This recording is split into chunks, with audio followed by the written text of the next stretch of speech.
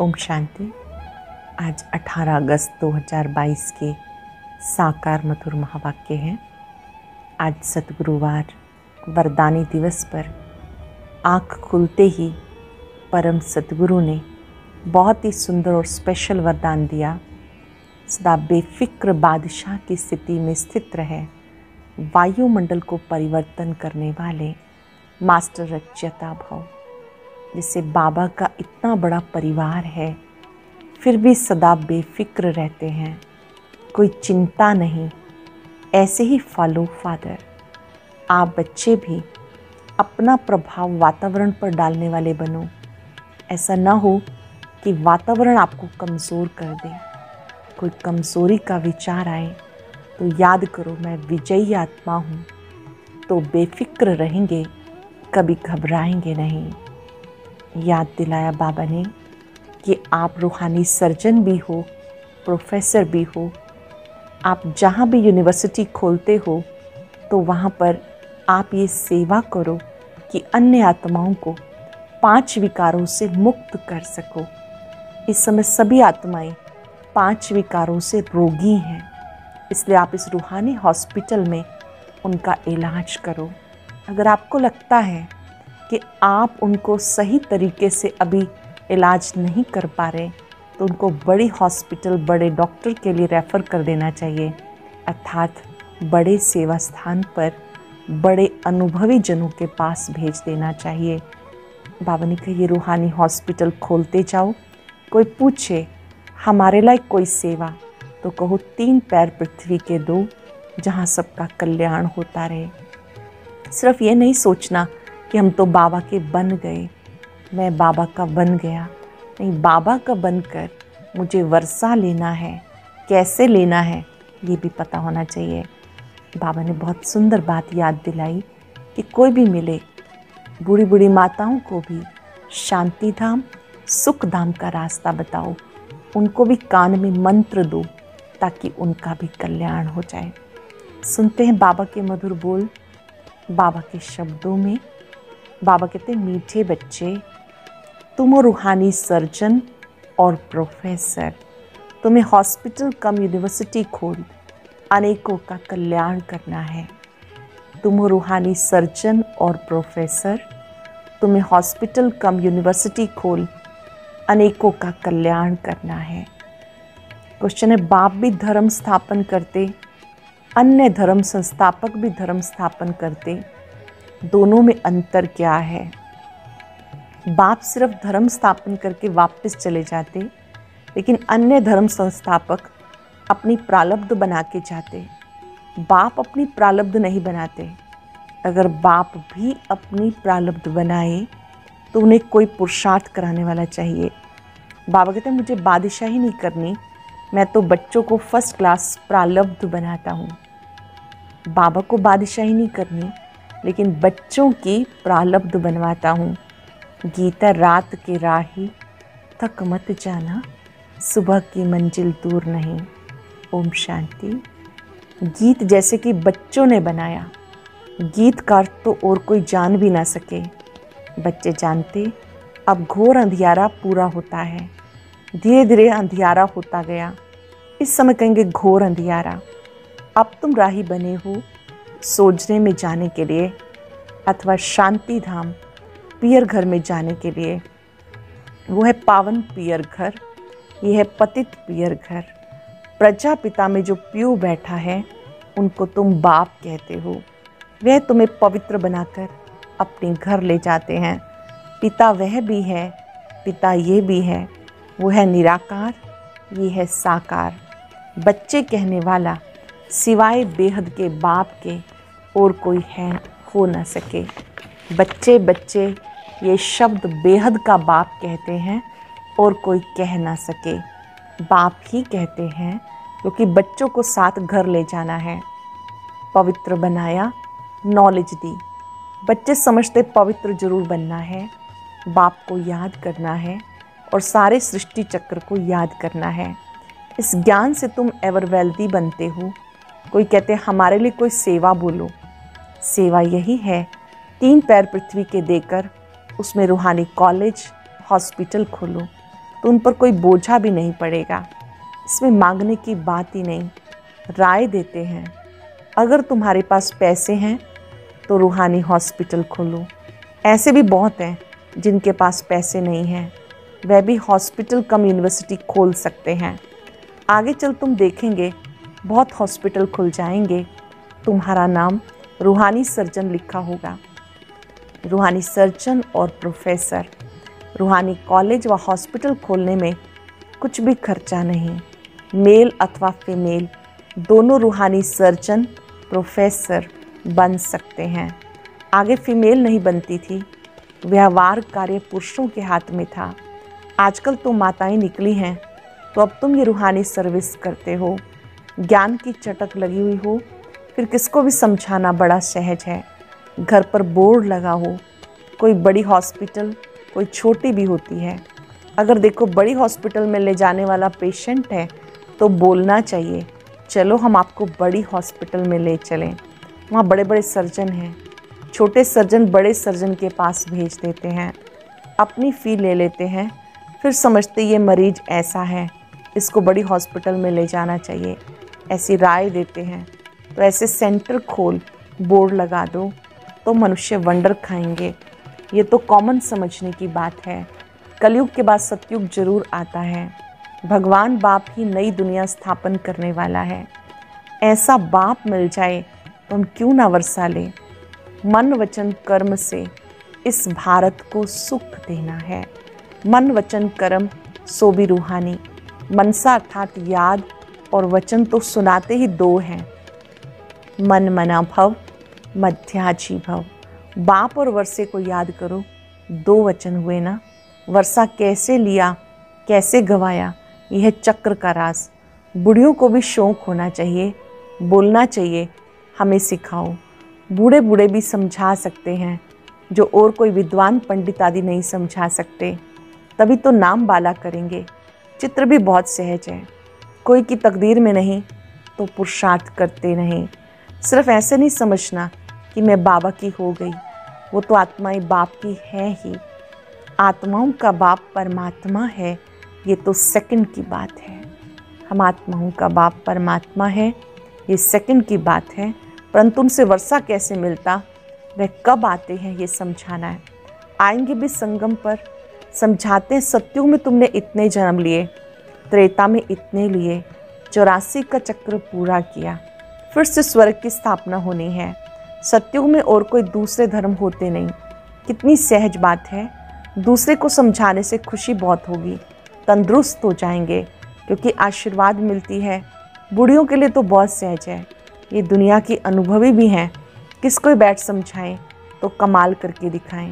सिर्फ बाबा को याद करना है और बाबा से वर्षा लेना है। जन्म लिया और मुख से मम्मा बाबा कहने लगते हैं। तुम्हारे ऑर्गन्स तो बड़े बड़े हैं, तुम समझ कर समझा सकते हो। बूढ़ियों को बहुत शौक होना चाहिए कि हम तो बाबा का नाम बाला करें और बहुत मीठा बनना है। मोह ममत्व निकल जाना चाहिए। मरना तो है ही, बाकी 2-4 रोज़ जीना है, क्यों ना एक से बुद्धि योग रखें। मरना तो है ही, जाना भी है ही, क्यों ना एक से बुद्धि योग रखें। जो भी समय मिले बाप की याद में रहे और सब तरफ से ममत्व मिटा दें। 60 वर्ष के जब होते तो वानप्रस्थ लेते हैं, तो बहुत अच्छा समझा सकते। नॉलेज धारण कर फिर दूसरों का भी कल्याण करना चाहिए। अच्छे अच्छे घर की बच्चियां ऐसा पुरुषार्थ कर घर घर में जाके समझाएं तो कितना ना नामाचार निकले। पुरुषार्थ करके सीखना चाहिए, शौक रखना चाहिए। ये नॉलेज बड़ी वंडरफुल है। बोलो देखो कलयुग अब पूरा होता है, सबका मौत सामने खड़ा है। कलयुग के अंत में बाबा आकर स्वर्ग का वर्षा देते हैं। श्री कृष्ण को तो बाप नहीं कहेंगे, वह तो छोटा बच्चा है। उसको सतयुग का राज्य कैसे मिला, जो पास्ट जन्म में ऐसा कर्म किया होगा। तुम समझा सकते हो, बरोबर इन्होंने पुरुषार्थ से प्रारब्ध पाई। कलयुग में पुरुषार्थ किया, सतयुग में प्रारब्ध पाई। वहाँ तो पुरुषार्थ कराने वाला कोई होता नहीं। सतयुग त्रेता की इतनी जो प्रारब्ध मिली, जरूर ऊंचे से ऊंचा बाप मिला जो गोल्डन सिल्वर एज का मालिक बनाते, और कोई भी बना ना सके। जरूर बाप ही मिला, लक्ष्मी नारायण खुद तो नहीं मिलेंगे। ऐसा भी नहीं कि ब्रह्मा व शंकर मिले, नहीं, भगवान मिला, वो है निराकार। भगवान के सिवाय और कोई है नहीं जो ऐसा पुरुषार्थ कराए। भगवान उवाच, मैं तुम्हारी प्रारब्ध फर्स्ट क्लास बनाता हूँ। ये आदि सनातन देवी देवता धर्म की स्थापना होती है। स्थापना यहाँ ही करनी है। कराने वाला एक बाप है, और जो धर्म स्थापन करते वो तो एक दो के पिछाड़ी आते रहते। धर्म स्थापन करने वाले प्रारब्ध बना जाते। बाप को तो अपनी प्रारब्ध नहीं बनानी। अगर प्रारब्ध बनाई तो उनको भी पुरुषार्थ कराने वाला कोई और चाहिए।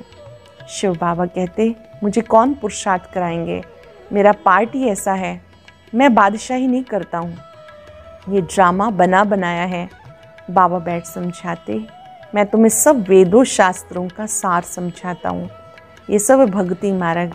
अब भक्ति मार्ग पूरा होता है, वो है उतरती कला। अब तुम्हारी है चढ़ती कला। कहते, चढ़ती कला तेरे भाने सर्व का भला। सब मुक्ति, जीवन मुक्ति को पा लेते हैं, फिर पीछे 16 कला से उतरते उतरते 9 कला में चले जाते हैं। ग्रहण लग जाता है। 16 कला से धीरे धीरे कोई भी कला नहीं रहती, ग्रहण लग जाता। ग्रहण थोड़ा थोड़ा होकर लगता, ये तो है बेहद की बात। अब तुम संपूर्ण बनते हो। फिर त्रेता में 2 कला कम होती हैं, थोड़ी कला कम हो जाती, थोड़ा काला बन जाते। इसलिए पुरुषार्थ सत्युग की राजाई के लिए करना चाहिए। कम क्यों लेवें, परंतु सभी तो इम्तहान पास कर नहीं सकते जो 16 कला संपूर्ण बने। बच्चों को पुरुषार्थ करना और कराना है। इन चित्रों पर बहुत अच्छी सर्विस हो सकती है, बड़ा क्लियर लिखा हुआ है। बोलो, बाप स्वर्ग की रचना रचते तो फिर हम नरक में क्यों पड़े हैं। ये पुरानी दुनिया नरक है ना, इसमें दुख ही दुख है। फिर ज़रूर नई दुनिया सत्युग आना चाहिए। बच्चे निश्चय बुद्धि हैं, यहाँ कोई अंधश्रद्धा की बात नहीं, कोई भी कॉलेज में अंधश्रद्धा की बात नहीं। एम ऑब्जेक्ट सामने खड़ी है। उन कॉलेज आदि में इस जन्म में पढ़ते हैं, इस जन्म में ही प्रारब्ध पाते हैं। यहाँ इस पढ़ाई के प्रारब्ध विनाश के बाद दूसरे जन्म में पाएंगे। देवताएं कलयुग में कैसे आ सकते। बच्चों को समझाना बड़ा सहज है। चित्र बड़े अच्छे बनाए हुए हैं, झाड़ भी बहुत अच्छा है। क्रिश्चियन लोग भी झाड़ को मानते हैं, खुशी मनाते हैं अपने नेशन की। सबका अपना अपना पार्ट है, ये भी जानते भक्ति भी आधा कल्प होनी है, उसमें यज्ञ तप तीर्थ आदि सब होते। बाबा कहते मैं उनसे नहीं मिलता। जब तुम्हारी भक्ति पूरी होती है तब भगवान आते हैं। आधा कल्प है ज्ञान, आधा कल्प है भक्ति। झाड़ में क्लियर लिखा हुआ है। सिर्फ चित्र हो, बिगर लिखत उस पर भी समझा सकते हो। चित्रों की तरफ अटेंशन चाहिए। इनमें कितनी वंडरफुल नॉलेज है। ऐसे थोड़े कि शरीर लोन लिया उसको अपनी मिल्कियत समझेंगे, नहीं समझेंगे मैं किराएदार हूँ। ये ब्रह्मा खुद भी बैठे हुए हैं, उनको भी बिठाना है। जैसे किसी मकान में खुद मालिक भी रहते हैं, किराएदार भी रहते हैं। बाबा तो सारा समय इसमें नहीं रहेंगे। इनको हुसैन का रथ कहा जाता। जैसे क्राइस्ट की आत्मा ने किसी बड़े तन में प्रवेश कर क्रिश्चियन धर्म स्थापन किया। छोटेपन में शरीर दूसरा था, वह छोटेपन में अवतार नहीं था। श्री गुरु नानक ने भी पीछे सोल प्रवेश कर सिख धर्म स्थापन करती है। ये बातें वो लोग समझ नहीं सकते। पहले तो वो जैसे मनुष्य की भांति होते हैं, लेकिन जब उनमें प्रवेशता होती है तो वो जो आत्मा प्रवेश करती है, कैसे वो धर्म स्थापन करके जाती है, ये बात आम लोग नहीं समझते। ये बहुत समझ की बातें हैं। पवित्र आत्मा आकर धर्म स्थापन करती है। अब श्री कृष्ण तो है सतयुग का पहला प्रिंस, उनको द्वापर में क्यों ले गए। सतयुग में लक्ष्मी नारायण का राज्य था, ये भी तुम जानते हो। राधे कृष्ण ही लक्ष्मी नारायण बनते, फिर विश्व के मालिक बनते। उनकी राजधानी कैसे स्थापन हुई, किसी की बुद्धि में नहीं। तुम जानते हो बाबा एक ही बार अवतरित होते हैं, पतितों को पावन बनाते हैं। श्री कृष्ण जयंती पर भी सिद्ध करना है कि श्री कृष्ण ने तो ज्ञान दिया नहीं, जिसने उनको दिया, उनको ऐसा बनाया, पहले तो उसकी जयंती मनानी चाहिए। शिव जयंती पर मनुष्य व्रत आदि रखते हैं, लोटी चढ़ाते हैं, सारी रात जागते हैं। यहाँ तो है रात, इसमें जितना जीना है उतना पवित्रता का व्रत रखना है। व्रत धारण करने से पवित्र राजधानी के मालिक बनते हैं। श्री कृष्ण जयंती पर समझाना चाहिए, श्री कृष्ण गोरा था, अभी सांवरा बन गया, इसलिए श्याम सुंदर कहते हैं। कितना सहज ज्ञान है। श्याम सुंदर का अर्थ समझाना है, चक्र कैसे फिरता है। तुम बच्चों को खड़ा होना चाहिए। शिव शक्तियों ने भारत को स्वर्ग बनाया, ये किसी को पता नहीं।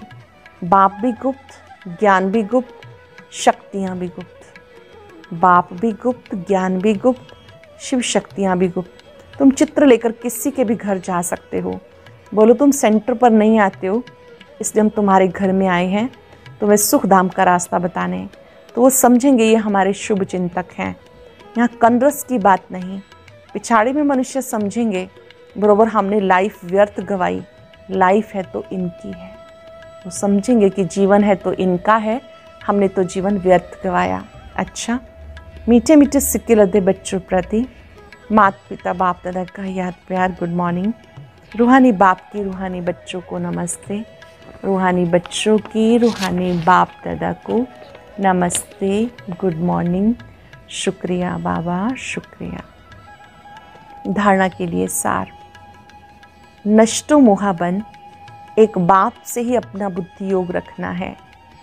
देही अभिमानी बन, यही शिक्षा धारण करनी और करानी है। मन वचन कर्म से भारत को सुख देना है। मुख से हर एक को ज्ञान के 2 वचन सुनाकर उनका कल्याण करना है।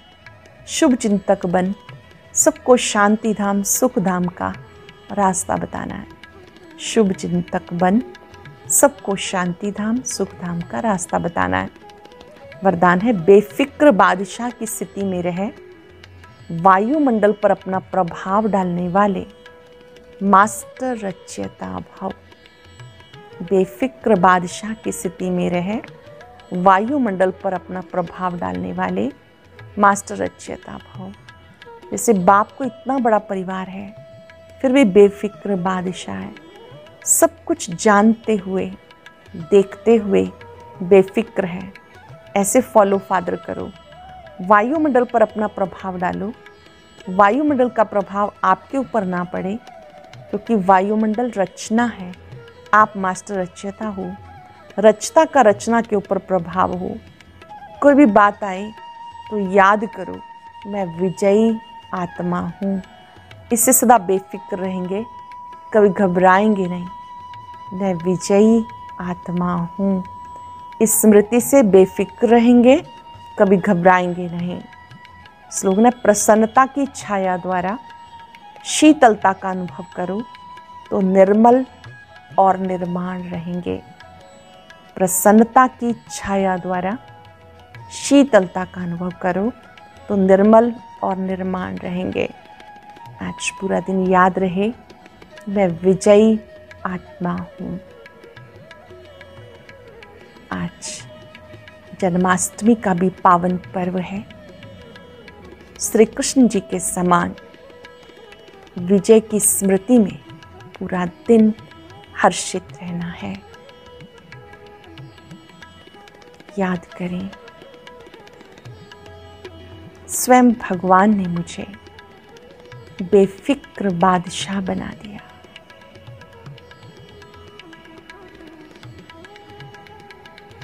जैसे बाबा सब कुछ जानते हुए देखते हुए बेफिक्र है, ऐसे में आत्मा भी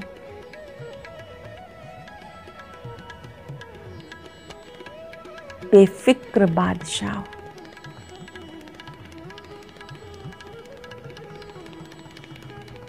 परमात्मा शक्तियों ने मुझे शक्ति से संपन्न किया है। मैंने हर परिस्थिति में फिक्र से फारिग रहना सीखा है। मस्तक में विजय का तिलक चमकता देखे,